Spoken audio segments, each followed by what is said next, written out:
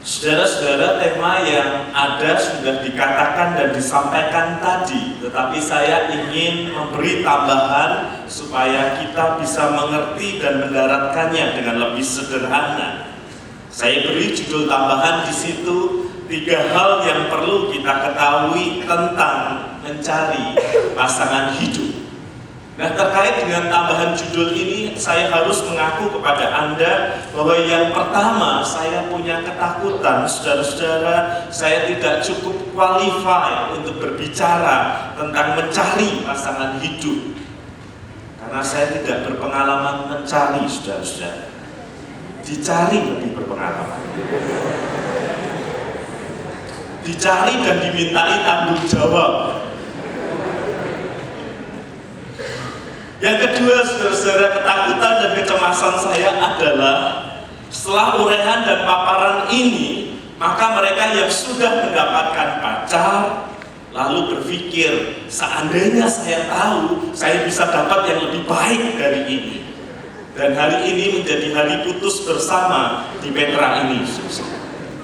Atau yang lebih gawat lagi adalah yang sudah menikah datang dan berkata kepada saya, seandainya saya tahu Pak, saya nggak dapat yang kayak sekarang. Ini adalah pergumulan serius, saudara-saudara, karena saya tahu bahwa ini akan menentukan apa dan bagaimana kita menjalani kehidupan ini. Oleh karena itu saya membagi percakapan kita menjadi 3 blok sederhana, dan nanti ayat-ayat Alkitab akan tertera di dalamnya supaya kita bersama-sama bisa memikirkan ulang soal pertanyaan yang sering kali ditanyakan ini. Saudara-saudara, yang pertama yang ingin saya katakan adalah pasangan hidup itu bukan inisiatif manusia, tetapi gagasan dari Allah, Sang Pencipta kehidupan.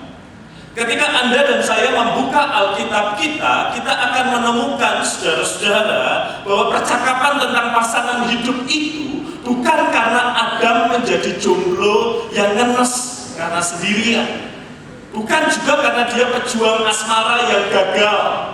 Waktu itu dia mau berjuang mendapatkan siapa. Tetapi Alkitab dengan tegas mengatakan bahwa setelah segala sesuatu diciptakan Tuhan, dan Tuhan menciptakan Adam dan memberi tugas itu kepada Adam, Tuhan Allah berfirman, tidak baik kalau manusia itu seorang diri saja. Aku akan menjadikan penolong baginya yang sepadan dengan dia. Jadi barangkali Adam adalah satu-satunya jomblo yang tidak sempat ngenes seperti saudara. Sebelum dia berpikir tentang mencari pasangan hidup, sebelum dia berpikir tentang menemukan pasangan hidup, Tuhan yang menciptakannya adalah Tuhan yang melihat, dan Tuhan yang melihat itu adalah Tuhan yang berkata, tidak baik kalau manusia seorang diri saja. Sebelumnya untuk semua ciptaan Tuhan berkata, baik, sungguh teramat baik. Tetapi ketika melihat kesendirian Adam, untuk pertama kalinya Tuhan berkata, tidak baik kalau manusia itu seorang diri saja. Dan yang unik adalah ketika Anda memperhatikan narasi kitab Kejadian. Setelah kitab Kejadian berkata bahwa tidak baik kalau manusia itu seorang diri saja, maka langsung di ayat di bawahnya, di ayat yang ke-19 tertulis, lalu Tuhan Allah membentuk dari tanah segala binatang hutan dan segala burung di udara. Dan Adam itu disuruhnya memberi nama kepada tiap binatang itu. Dan setelah memberi nama, Alkitab mengatakan bahwa tetapi bagi dirinya sendiri, ia tidak menjumpai penolong yang sepadan dengan dia. Apakah Anda memperhatikan alur yang tidak biasa ini? Setelah Tuhan Allah berkata tidak baik kalau Adam itu seorang diri, maka tindakan selanjutnya adalah membentuk dari tanah segala jenis binatang. Apakah Anda menyadari ada yang tidak biasa pada alur kisah ini?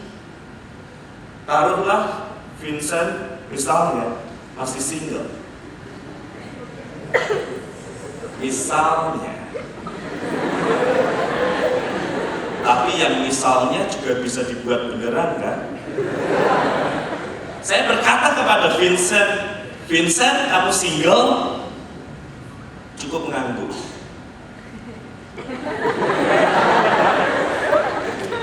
Orang kalau gemar apologetika itu susah diajak berpura-pura. Anggap saja dia bilang, iya pak, saya single pak, saya sendirian. Lalu saya bilang sama Vincent begini, ikut saya yuk, saya cariin pasangan hidup. Kemana Pak WP? Kebun Binatang Surabaya. Kamu lihat toh Vincent, dan pilihlah salah satu dari sekian banyak yang ada. Sadarkah Anda ketika Anda membaca alur narasi kitab Kejadian itu, kurang lebih logika seperti ini yang terjadi? Kalau Tuhan melihat Adam itu sendiri dan itu tidak baik, mengapa dia tidak langsung menciptakan Hawa perempuan? Mengapa dia kemudian membentuk dari segala jenis binatang, dan binatang itu disuruh lewat di depan Adam, Adam memberi nama, dan konklusi akhirnya adalah dia tidak menemukan yang sepadan dengan dia.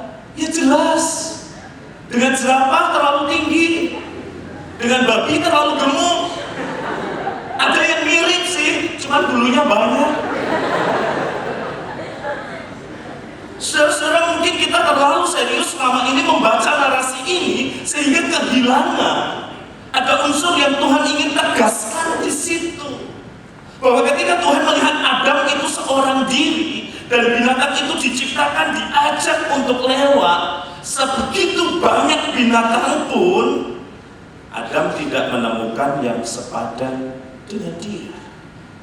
Dan itulah pria. Tidak ada yang membuat hidupnya lebih lengkap dan utuh selain kehadiran perempuan. Begitu perempuan, tidak ada yang membuat hidupnya lebih indah dan utuh selain kehadiran pria. Makanya saya suka heran kalau melihat mahasiswa patah hati lalu selfie sama anjingnya dengan tulisan, hanya engkau yang memahami perasaan hatiku. Kesetiaan anjing tak terbantahkan. Atau di sisi yang lain saya mendengar komplain seorang istri tentang suaminya. Saya itu pak istri nomor 2. Istri nomor pertama adalah laptop dan smartphone-nya. Begitu bangun dia tidak pernah cari saya, di mana kamu? Dia juga tidak memegang saya. Yang pertama kali dipegang adalah HP-nya Pak. Dan kalau dia menatap HP-nya bisa berjam-jam. Tetapi dia menatap saya sebentar, mungkin dia sudah tidak tahan lagi. Di dalam perjalanan relasi, di dalam perjalanan pernikahan, saudara-saudara, hal yang esensial namun sederhana ini seringkali terlupakan. Sang istri merasa bahwa dirinya sudah digantikan oleh piranti elektronik itu. Sang suami merasa bahwa istrinya sudah tidak terlalu membutuhkan kehadirannya karena sudah punya peliharaan yang bisa disuruh tanpa protes. Narasi kitab Kejadian dengan sangat jelas di awal ingin menegaskan bahwa pria diciptakan untuk memperlengkapi hidup wanita, demikian juga wanita diciptakan Tuhan untuk memperlengkapi hidup pria. Dan Tuhan makanya melihat ketika manusia itu sendiri, dia berkata tidak baik. Dan karena itu dia punya cara untuk mempertemukan saudara-saudara. Kitab Kejadian menuliskan lalu Tuhan Allah membuat manusia, pria itu tidur nyenyak. Ketika ia tidur, Tuhan Allah mengambil salah satu rusuk daripadanya, lalu menutup tempat itu dengan daging. Saya lagi memikirkan ulang ya, coba berimajinasi kenapa pria itu mesti dibuat tidur nyenyak. Kenapa pria itu tidak diizinkan mendampingi Tuhan selama masa penciptaan perempuan? Kata sahabat saya, soalnya pria itu banyak maunya. Jadi kalau dia diizinkan mendampingi Tuhan selama penciptaan perempuan, dia akan minta tingginya sekian Tuhan, rambut lurus, kulit putih, ukuran badannya segini. Nah, daripada terlalu banyak permintaan, buat saja dia tidurnya. Terima apa adanya. Dan ketika kemudian perempuan itu muncul, saudara-saudara, apa yang dia katakan? Yang tidak pernah dikatakan Adam itu kepada binatang siapapun. Lalu berkatalah manusia itu, inilah dia tulangku dari tulangku dan daging dari dagingku. Ia akan dinamai perempuan sebab ia diambil dari laki-laki. Dia langsung melihat bahwa ada satu pribadi yang membuat hidupnya lebih utuh. Bukan binatang, bukan kesibukannya bekerja, tetapi kehadiran perempuan membuat hidup pria itu lebih utuh. Demikian sebaliknya. Oleh karena itu di awal percakapan ini, saudara-saudara, saya ingin menegaskan ulang, jika pasangan hidup adalah gagasan Allah, maka dia tidak akan meninggalkan manusia dalam kebingungan untuk menemukan pasangannya. Allah akan menyediakan dan menuntun dengan caranya. Jadi jangan gara-gara sekali patah hati lalu bilang, semua laki-laki sama, saya tidak akan menikah. 10 tahun kemudian menikah, anaknya 5. Atau sebaliknya, seorang pria mengatakan semua perempuan sama saja, menyakitkan hati.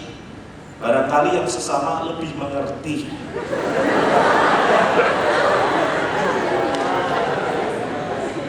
Kejadian menggambarkan bahwa Tuhan itu, saudara-saudara, adalah author. Dia perancang di dalam relasi dan pernikahan itu.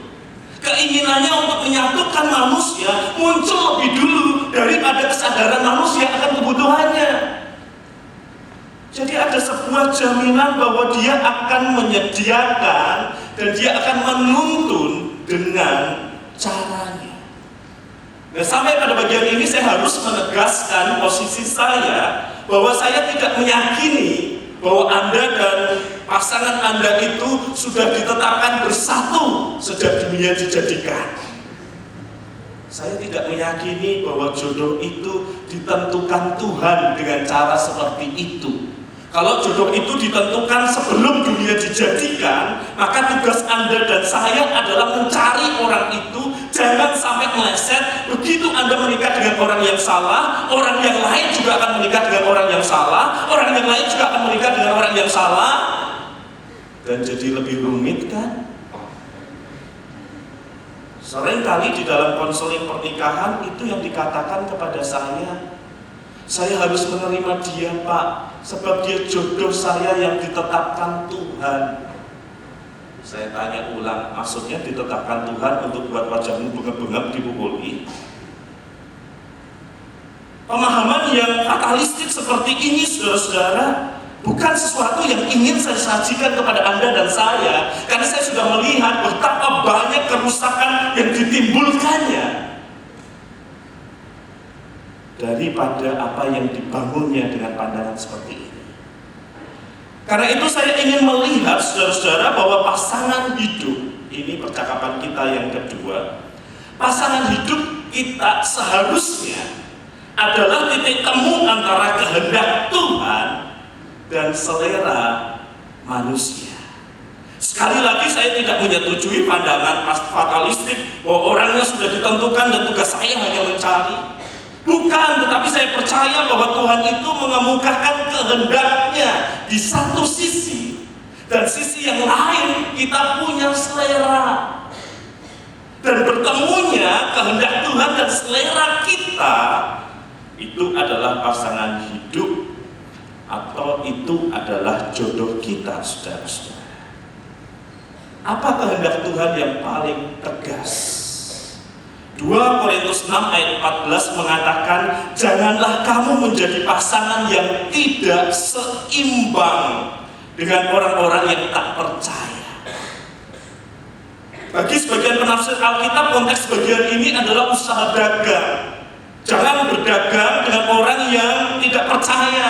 Konteks percakapannya itu di Korintus. Nah, kalaupun ini menyangkut soal berdagang dan diharapkan tidak berdagang dengan orang yang tidak percaya, kalau berdagang saja yang kita lepaskan uang, kita berhati-hati memilih orang, apalagi itu bicara tentang pasangan hidup. Atau bagaimanakah terang dapat bersatu dengan gelap? Penghiburan bagi saudara, terang dan gelap ini tidak bicara warna kulit ya saudara-saudara. Di pernikahan kami terang dan gelap bersatu. Saya agak gelap, istri saya berkulit putih, tetapi firman Tuhan itu yang dan amin, bahwa terang akan mengalahkan kegelapan. Anak saya dua-duanya putih, dan itu membuat saya kelihatan seperti sopir keluarga ini. Anda tahu apa yang dimaksud dengan terang dan gelap, yaitu soal identitas iman yang tidak bisa lagi ditawar. Inilah kehendak Allah, inilah real yang di dalamnya kita berjalan. Dan juga bagian ini menjadi penting untuk diingat. Demikian juga kamu, hai suami-suami, hiduplah bijaksana dengan istrimu sebagai kaum yang lebih lemah. Perhatikan bagian ini, hormati mereka sebagai teman pewaris dari kasih karunia. Jadi ketika Petrus menulis kepada keluarga Kristen, yang ada di benaknya adalah suami yang adalah Kristen dan istri yang adalah Kristen, sehingga sang suami diminta memperlakukan dengan baik istrinya, karena istrinya adalah sesama teman pewaris dari kasih karunia. Ini idealitas Allah tentang pasangan hidup untuk hidup Anda dan saya. Ini garis yang ingin ditegaskan. Tetapi saya tahu, mencari yang sesuai dengan kehendak Tuhan tidaklah cukup. Jadi saya menggambarkan sederhana seperti ini, saudara-saudara. Di satu sisi kita punya kehendak Tuhan, seiman. Dan dalam konteks percakapan sekarang saya harus menegaskan lawan jenis. 10 tahun yang lalu saya tidak harus menegaskannya, tetapi sekarang saya harus menegaskan. Dan di sisi yang lain kita punya apa yang namanya selera manusia, selera Anda dan saya. Itu bisa menyangkut soal penampilan, ganteng atau cantik. Itu bisa menyangkut soal karakter, keibuan atau kekanak-kanakan.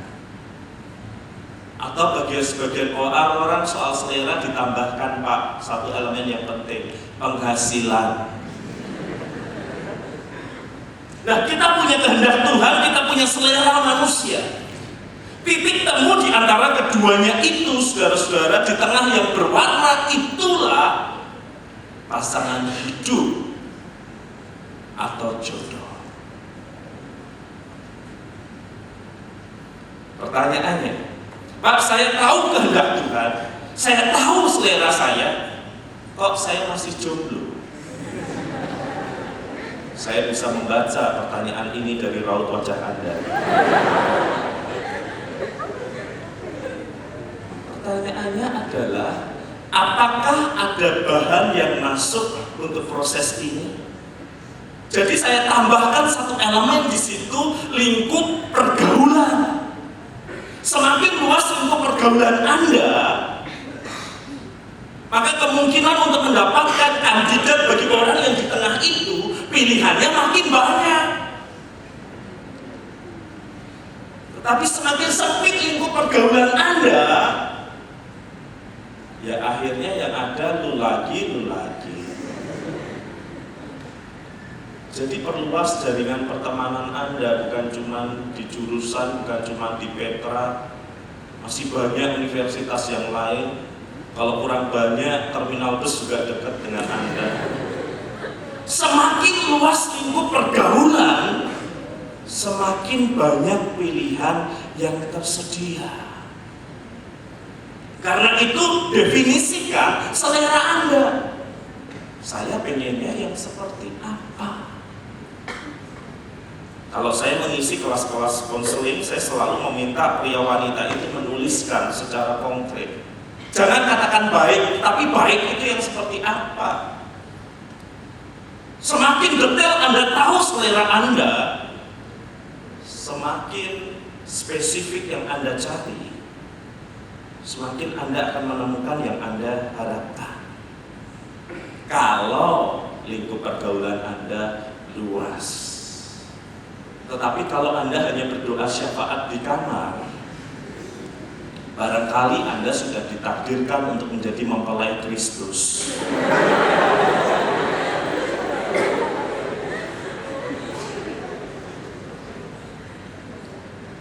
Dan ketika Anda kuliah dan masa-masa awal bekerja, saya ingin mengatakan, pada saat itulah lingkup pergaulan Anda paling luas. Selepas usia kuliah, selepas 30-an usia bekerja Anda, lingkup pergaulan Anda makin sempit. Dan itu menjelaskan mengapa ada orang baik, mencintai Tuhan, ganteng atau cantik, kok masih sendiri, Pak? Agak terlambat mungkin. Tetapi sekaligus itu juga peringatan bagi Anda. Jangan begitu masuk ke Petra semester pertama berkata, saya harus dapat pacar. Sabarlah, masih banyak adik tingkat yang akan lewat.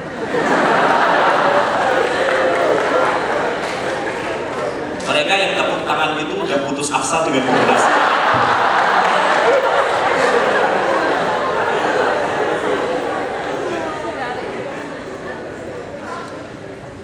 Oke, mari kita lanjutkan konsekuensinya. Jika kita memilih seseorang yang sesuai dengan kehendak Tuhan, tetapi kita tidak cocok dengan dia, maka relasi itu jadi siksaan. Jangan katakan, Pak, yang penting dia mencintai Tuhan, dia rajin membaca firman Tuhan, maka saya pasti cocok dengan dia, karena saya juga cinta Tuhan, karena saya juga suka baca firman Tuhan. Tidak. Bisa jadi dua-duanya mencintai Tuhan, tetapi tidak saling cocok satu dengan yang lain. Tetapi jika kita memutuskan untuk berrelasi dengan seseorang yang cocok dengan selera kita, tetapi tidak sesuai dengan kehendak Tuhan, walaupun Anda nyaman, saya harus mengatakan terus terang, Anda sedang berjalan di dalam ketidaktaatan. Dan ketidaktaatan itu selalu ada harganya. Jangan kemudian meratap dan menangis lalu berkata, lalu mengapa Tuhan mempertemukan saya di Petra? Kalau dia bukan jodoh saya, mengapa saya bertemu dengan dia? Dan jawaban saya sederhana, di Petra itu juga ada sopir taksi, penjual makanan di depan. Mengapa bukan mereka jodohmu? Ya itu pilihan saya, Pak. Bagus, karena itu pertimbangkan ulang. Selera manusia bisa berubah, tetapi kehendak Tuhan tidak seharusnya ditawar. Maka carilah orang yang kita tahu ada di dalam kehendak Tuhan, dan kita nyaman berrelasi dengan orang itu. Kita cocok, klik, ketemu orang itu. Bagian yang ketiga, pasangan hidup adalah hasil sebuah proses, bukan penemuan tiba-tiba. Kalau Anda terlalu banyak menonton sinetron Indonesia juga Korea, lagi jalan buku terjatuh, koko-koko ganteng datang, dan mata Anda berbinar-binar, itu gambaran yang menurut saya tidak realistis, saudara-saudara. Gambaran yang terlalu mengedepankan romantisme, tetapi tidak realistis. Berapa banyak sih orang yang ketemu dengan pasangan hidupnya dengan cara seperti itu? Ya cuma di film itu, saudara-saudara. Kecuali Anda sudah menaksir seseorang dan sengaja membuang buku Anda dari tempat itu.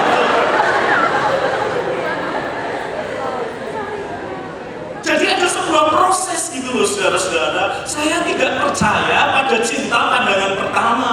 Pada pandangan pertama yang ada adalah ketertarikan. ketertarikan. Dan ketertarikan itu yang harus diproses makin mendalam sehingga kita bisa menyebutnya cinta. Apalagi di era virtual ini, saya tidak percaya pada orang yang gak pernah ketemu jadian di Facebook. Kalau begitu menikah saja lewat YouTube, download saja anaknya di OLX.id.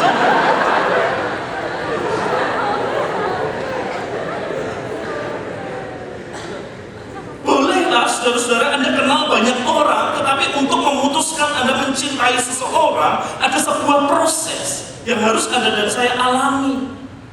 Dan saya ingat firman Tuhan ini, saudara-saudara, ketika berbicara tentang para istri, hai istri tunduklah kepada suamimu seperti kepada Tuhan. Pertanyaannya adalah kalau Anda mengenal seseorang, berrelasi makin mendalam, pikirkan, bisakah saya menghormati dia? Kalau sebagai teman saja Anda aniaya, Anda bully dia, mana mungkin Anda akan menjadikan dia suami Anda? Kecuali Anda tipe yang ganas dan suka membuli. Kalau jadi teman aja Anda tidak menghormati, bagaimana mungkin? Dan demikian juga perintah kepada suami. Hei suami, kasihlah istrimu sebagaimana Kristus telah mengasihi jemaat. Maka ketika Anda berrelasi makin mendalam itu, bayangkan, bisakah Anda mengasihi dia sekarang? Dan kalau pria, godaannya adalah penampilan. Bisa Pak, dia cantik, langsing. Sekarang bagaimana 15 tahun lagi? Dari 38 bisa 83 kilo. Dan masihkah Anda bisa mencintainya? Karena itu saudara-saudara, saya menyarankan sebuah proses yang konservatif, tetapi bagi saya ini adalah jaminan untuk mendapatkan orang yang tidak Anda sesali. Lingkup hidup kita itu terdiri atas orang-orang yang kita sebut kenalan. Termasuk dalam kenalan itu pengikut kita di Facebook yang hampir 5.000, Instagram yang entah berapa ribu, itu kategorinya kenalan, saudara-saudara. Dari kenalan lebih sempit lagi namanya teman. Anda pernah berjumpa fisik dengannya. Dari teman lebih spesifik lagi, kita punya sahabat. Dan saya berulang kali mengatakan ini dan ingin mengatakannya sekali lagi. Kandidat terbaik untuk pasangan hidup kita adalah salah seorang sahabat kita. Kenapa? Saya sudah sekian tahun menikah, saya sudah mengkonseling banyak pasangan. Pada akhirnya saudara-saudara, sahabat adalah kandidat terbaik pasangan hidup. Karena pernikahan adalah persahabatan seumur hidup. Semua drama-drama itu hanya berlaku dalam masa pacaran. Tetapi begitu Anda masuk pernikahan, maka Anda akan melihat dan seharusnya melihat istri atau suami saudara sebagai orang yang paling cocok untuk Anda bicara dan tampil apa adanya. Karena itu, kalau mencari pasangan hidup, makin lama itu pandangannya bukan makin meluas, tetapi dari luas makin menyempit. Karena Anda akan hidup dengan dia, karena Anda akan tidur dengan dia, Anda akan bekerja sama dengan dia di dalam banyak urusan, karena Anda akan berkelahi juga dengan dia, karena Anda akan berdamai dengan dia, karena Anda akan melahirkan anak dan membesarkan anak bersama dengan orang ini. Jadi kalau Anda tidak merasa cocok sebagai sahabat, ya dia bukan kandidat untuk pasangan hidup. Seorang wanita datang pada saya begini, Pak, sahabat saya ini mohon maaf ya Pak, kayak sandal jepit. Penampilannya biasa banget. Tetapi Bapak tahu kan sandal jepit enak dipakai.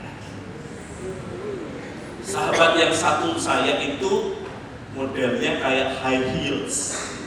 Bapak tahu kan high heels bisa membuat kita merasa lebih cantik, penampilannya menarik, harganya mahal, tetapi menyiksa kaki. siapa yang harus saya pilih? Jelas saya pilih sandal jepit. Kenapa? Karena di dalam hidup pernikahan Anda akan berelasi, dan kenyamanan di dalam relasi itu dibutuhkan.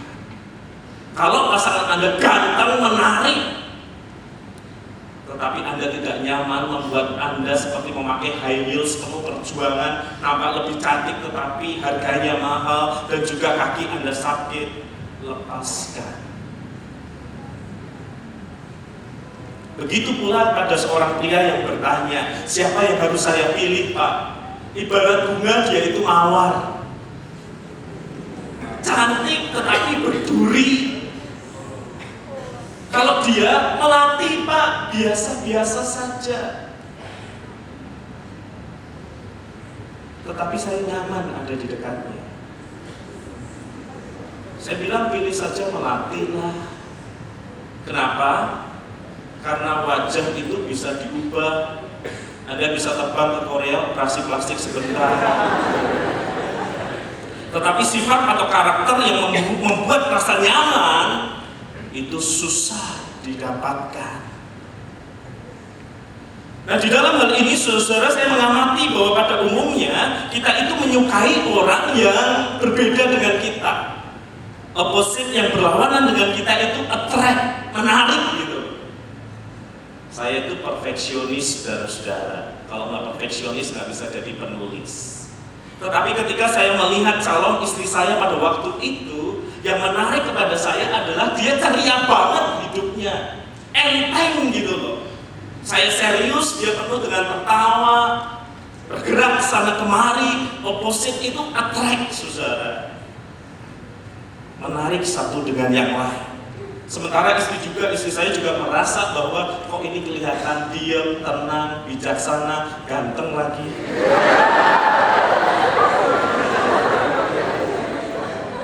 Opposite itu attract, tetapi di dalam perjalanan relasi ini juga harus dihandle, karena bukan hanya attract, tetapi juga attack, juga menyerang. Kadang-kala istri saya menatap saya sambil berkata, lihatin kamu itu membosankan ya, serius terus. Sementara saya berkata pada istri saya, kamu tuh gak pernah mikir serius ya. Tetapi perjalanan relasi itu, attack dan attract itu memperkaya hidup kami. Istri saya sekarang bisa nampak sedikit lebih serius, sementara saya di mimbar bisa tertawa-tawa dengan Anda kan. Dia mengisi sesuatu yang tidak saya miliki di hidup saya.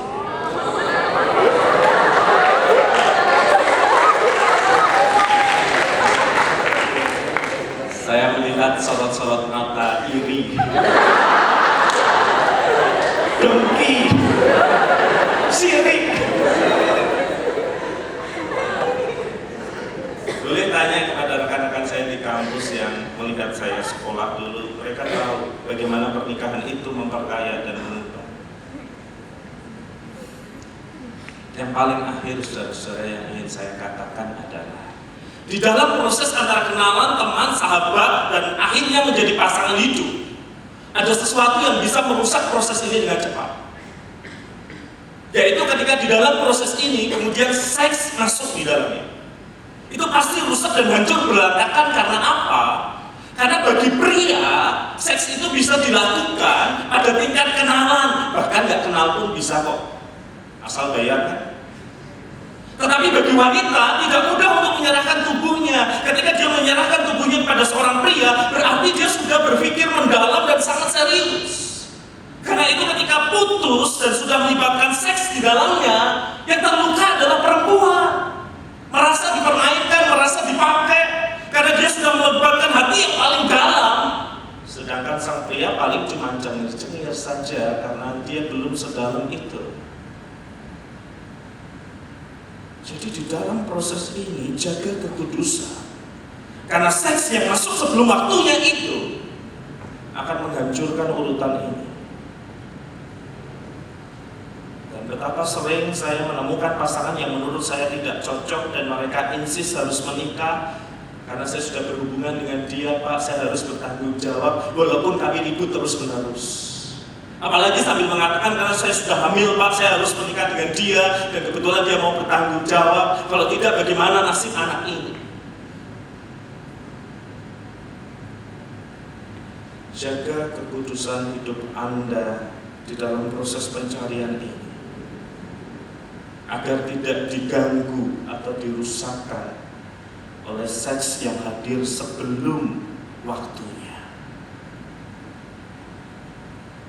agar Anda bisa mendengarkan suara Tuhan dan memilih orang yang tepat, sehingga ketika Anda hadir di altar Tuhan itu, Anda hadir dengan rasa syukur, terima kasih karena aku telah menemukan orang yang sesuai dengan kehendak-Mu dan aku cocok dengan dia. Supaya di altar itu Anda tidak dalam hati berkata, mestinya bukan dia, tetapi apa boleh buat. Mestinya bukan dia, tetapi tidak ada jalan lain, harus dia. Ketika semua proses ini berjalan dengan baik, hari pernikahan adalah hari di mana Anda mensyukuri kehadiran Tuhan di dalam relasi Anda, dan hari di mana Anda memulai persahabatan seumur hidup sampai mau memisahkan. Mari kita berdoa.